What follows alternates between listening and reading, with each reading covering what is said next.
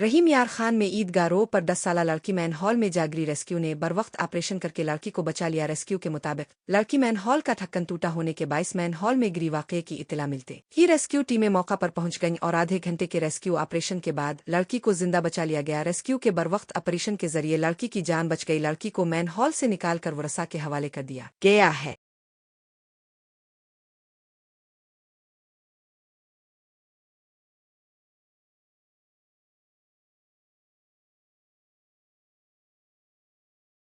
रहीम यार खान में ईदगाह रोड पर 10 साला लड़की मैन हॉल में जागरी रेस्क्यू ने बरवक्त ऑपरेशन करके लड़की को बचा लिया। रेस्क्यू के मुताबिक लड़की मैन हॉल का ढक्कन टूटा होने के बायस मैन हॉल में गिरी। वाकये की इत्तला मिलते ही रेस्क्यू टीमें मौका पर पहुंच गईं और आधे घंटे के रेस्क्यू ऑपरेशन के बाद लड़की को जिंदा बचा लिया गया। रेस्क्यू के बरवक्त ऑपरेशन के जरिए लड़की की जान बच गई। लड़की को मैन हॉल से निकालकर वरसा के हवाले कर दिया गया है।